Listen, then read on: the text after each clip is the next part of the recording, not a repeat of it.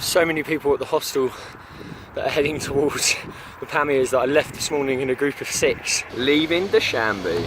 This is the gang we got with us today. Woo! And that will slowly whittle down over the next couple of weeks as we all cycle at our own speed and stop for different things. But look at the view today, and yes, I know I look ridiculous, but it's so hot I need a hat. Look at this view so far. Over 1,000 metres up already, just at the start of the day. Absolutely stunning already. This is a quarter of the height that I'm going to reach. Absolutely beautiful. Lunchtime with a view. Look at that view for lunch. And it was soup and bread. Couldn't have been any better. Day 2 of tackling the Pamirs. It's the 2nd of August. Me and Chris are sitting on this lovely long road. We've come slightly out of the mountains, but we're going straight back into them, and we're still actually quite high. We're still around 1,000 metres or so, so it's a bit of a weird scenario coming out of having all of the peaks disappear for like a flat top land. But there's the sun over there. Look how bright that is this morning, and a nice bird going. Lovely view. Let's get back to the cycling. Day 2 continues. So we've lost Ammond because he's unwell, unfortunately, and he's going to stay here in a hotel for maybe a day or so. This guy's Max. Nice to meet you. I don't know if I showed you him yesterday, actually. Yeah. Probably for good reason that I didn't. But he's from Brighton, so we'll let him off. And he speaks excellent Russian. As you just heard then, which is unusual. We are just waiting for Chris to fix a puncture that he's just got in the. We're in Kabul. We're not in. Guy thinks we're in Kabul. I mean, it's nice to have an English guy with you, but not when he completely lowers your intelligence levels. Khorog, I think we are. We're leaving the city now, and we have a 23-kilometre climb of about 1,500 metres to do to take us up to 2,000 plus again. We are at 600 at the moment. We've been coming down since last night, continued this morning. So we're going to start climbing again because we're taking the southern route to the Pamirs. This is the lovely petrol garage that we're at whilst Chris fixes his puncture. Show you a little bit more of this guy. He's not doing very interesting things, but I suppose you'll see a bit more of him now. Let's have a look. Sasha the camel. Yeah. Is that your lucky charm? Yeah. Oh, he's going to put some sun cream on. Kids, this is very important when it's hot to put sun cream on so you don't burn, especially if you're British. You might live in Brighton, but that means he sees more rain than anything else. And he's just spent the last year in Russia, so I don't think that counts either. So, that's up to date with what we're doing at the moment. It's 6 o'clock. We've climbed maybe 3/4 of the hill that we're aiming for today. We've got another 3 kilometres that way and another 200 metres or so. We've just sat down to have some noodles at this little spring there, and a rich family just drove past and gave us a melon, which we're going to try and cut open and eat if Max stops messing around and just gets his knife out already. Hi, mate. It's been a long day. We're going to eat this and then try and see if we can get to the summit of this bad boy. Oh, here he is, a man with a knife. You know what you look like? You look like you're from some Indiana Jones film, you know, like one where he's being chased through the markets of like Egypt or Cairo with a knife. There we go, sir. Very, very close, but not yet at the top yet. Still got even more to climb, but how amazing is that view? It's incredible. That's where we've come up. I mean, it's just a tiny snippet of a section that we've done. This lorry coming down here now, and how slowly it has to go. That's crazy. Absolutely mental. Day 3, absolutely beautiful as usual. Not a great start to the day, considering I was up at 3 in the morning with stomach problems 6 times, so I feel absolutely terrible today, but hey ho, it's downhill road at the moment. We've just gone through a really small, pretty rubbish town where they didn't even do normal water, and fizzy water's giving me a bit of a dodgy stomach as well at the moment, but can't complain about these downhills. Absolutely awesome. Guys are working on the road behind us. That truck disappearing in the distance over there. One of the guys just lost his hat off the back of it. I picked it up and chased him all the way down this path to get it back to him. But look at that view, that's my reward. Look at that. That's still not yet Afghanistan. The border of Afghanistan is over here.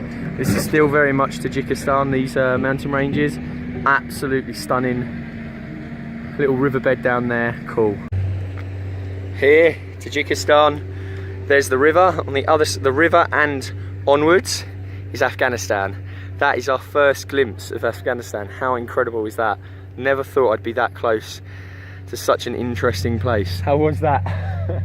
It's incredible. Yeah, just had an insane descent. Perfect tarmac. Hello, Flo. One of the most incredible things I've ever done in my life was coming down those switchbacks on that like brand new tarmac. Did you like it, Sasha? Yeah, she loved it. Sasha loved it. Yeah. Flo, what did you think of that there, mate? What did you think of that descent? But, I love it, but I had some problem with boys who sent me stones. Throw stones, yeah. They almost threw a stone at him, and then when I went past, I thought I heard a rattle past me, and I thought, no, they hadn't thrown stones at me, but they threw them at you. They hit you? Or nearly? No, but very close to the front wheel. Well, other than those naughty, naughty boys, that was one of the most incredible things ever. And there's some women down there in a field, like, picking stuff from the trees. Incredible. That's absolutely mad. Stones thrown at you? Yeah. How was it? Being not the stones. Very good. Very not. That was great. That was great, yeah. The sand was perfect.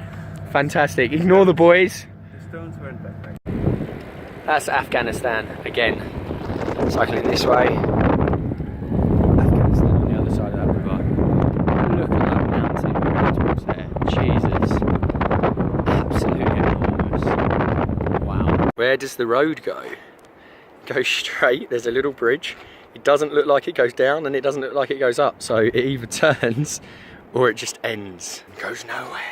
Have you ever seen a praying mantis this big? What is he doing? I'd like to show you in reference to my hand. I'm slightly worried he's gonna attack me. But that's the width of my hand, and that's how big the praying mantis is.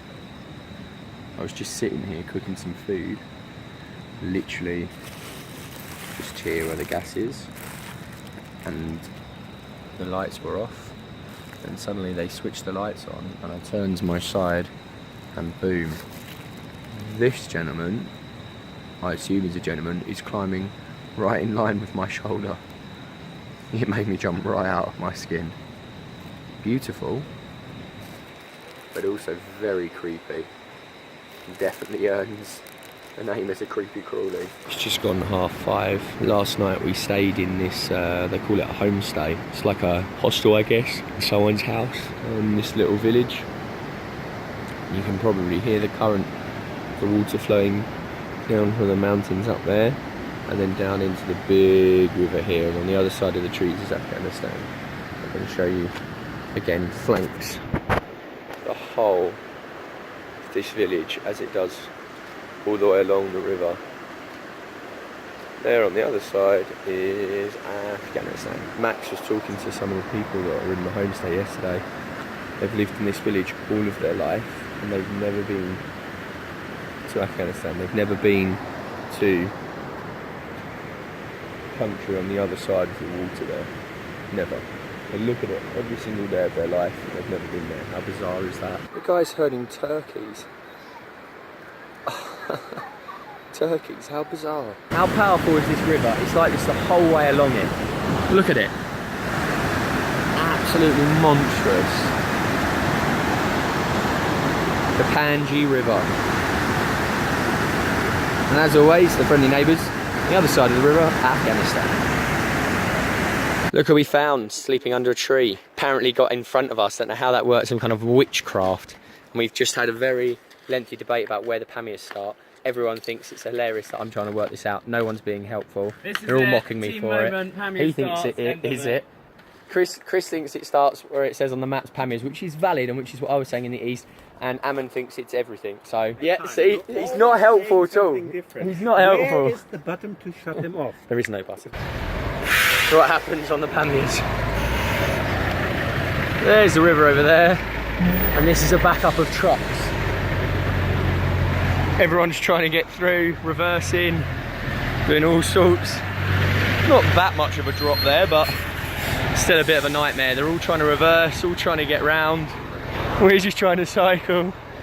What's going on? Madness. So this is the camp spot for the evening. There's our neighbours, Afghanistan. Little settlement on the other side.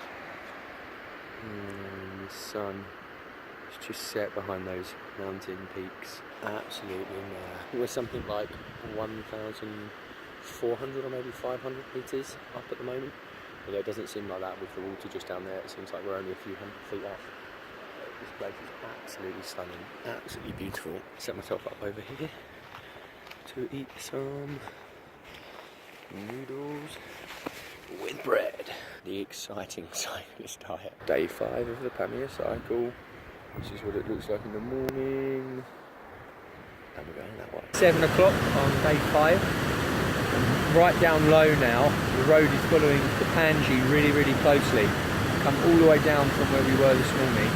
And there's just this awesome cool breeze that's blowing against you as you cycle. Because the sun hasn't quite yet made it up high enough to warm the valley up yet, to get to those warm temperatures. So you've got this amazingly refreshing cool breeze that follows the current of the river, and it's so nice. The whole day you're sweating and you're so warm. Now in the morning this is just beautiful. And you can see over here and the water flowing down from the mountain, down the valleys, and you get these so often, and they flood the road and carry on going down there as well as there, and they feed into the Panji just constantly. And this is quite a calm part of the Panji really, compared to bits that I've seen already, and this just snakes all the way around through the Pamirs. And it's a river I'm going to be following all the way to Khorog, definitely, and I think on from Khorog through the Wakhan Valley, I think this river continues to flow, so I'm going to be with it for a while yet. It's a really amazing, beautiful river, so powerful at times, so calm other times. It's awesome. These ranges that make up the Pamirs have a special historical context to them. In the second half of the 19th century, this became a buffer zone between the British and the Russians, who were in a contest to colonise this area.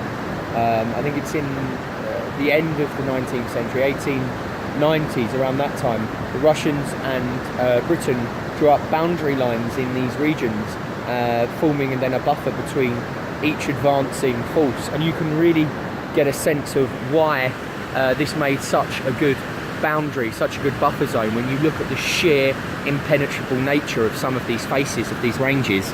And this one up ahead, I mean, just look at the sheer size of that. And that's just one of the humongous ranges that, you know, are in this region. I mean, I'm right at the start of the Pamirs here.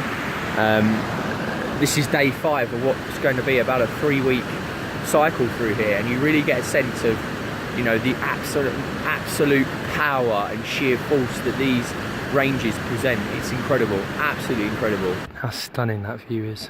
Every day, this is the view I have. Incredible. Absolutely stunning. Look how crazy this place is. I say this every time I do a video, but what? It's absolutely mental. This whole landscape, crazy beautiful. I don't think I'm ever going to come to a place as amazing as this ever in my life, ever. It's incredible. See me? You can see me on the video, yeah? And then I turn it round, and then everyone can see you. Now we can see you on the video. You say hello? You're all so shy. Salam, you can say hello. These guys have been watching us have lunch, and there's some over there with Flo, helping him do the washing up. So this young man here who's coming running now, he's returning with a bucket of something. Let's see what he's got. Whoa, look at that. Wow, a whole bucket of fruit. That is fantastic.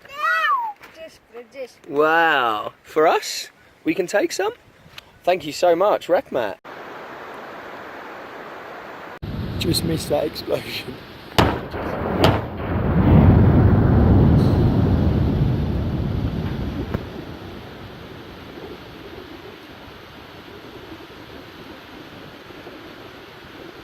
That's crazy.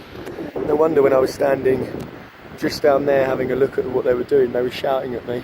I think maybe they're blowing chunks of rock out either to make like a pass, like a road, because it looks like there's a road all the way up till that part where there's just nothing, and there's 2 guys under the rock there, and on the other side there's 2 guys. It's 5:15 on day 6 of the Pamirs. Hoping to make it to Khorog today. Last night was absolutely wrecked and had to just camp basically here next to the river, which wasn't great. But in the last village there was a homestay, but it was non-existent. It was on the maps but didn't exist at all. The guys you can see are over there in the corner. I didn't have an excellent last night. That's a whole other thing. I'm going to cycle to the next village to get some food, because the last couple of places we went through with shops were closed or didn't exist, so I haven't got any breakfast at the moment, and I've got just over 1 litre of water that I got from the spring yesterday that I've filtered, so it's all good to drink. So 1 litre of water until I find a shop or another spring on the way. Cool. Khorog. Awesome way to start the morning. It is 6:45 and I get to share my morning with views like this. Absolutely winning. Just stumbled across these kids playing football in possibly the best ever football pitch. Look at that view, look at the grass, absolutely incredible. What a great open stadium. This is the first time I've seen water feeding into the Panji River that isn't brown from all of the sediment and the riverbed. It's actually like a I don't know, a turquoise blue. Not far from Khorog, less than 20 kilometres. And look at this stunning view, the Afghan side there. How on earth did those cows get there? There doesn't seem to be a bit of land that joins it. They're just on a floating island. It's one way to avoid being milked. That's the road carrying on. About 1:45. Nearly there. I'm not going to stop for lunch yet. I'm going to try and make it into Khorog and then have something to eat there. Awesome day. I'm so close. So close to Khorog, and that will be end of the first stage of what I think will be 3 stages. So 6 days to Khorog. That would be amazing. Be really happy with that. The Pamir Lodge. The awaited arrival to the hostel. Here we are in Khorog, in the Pamir Lodge, finally.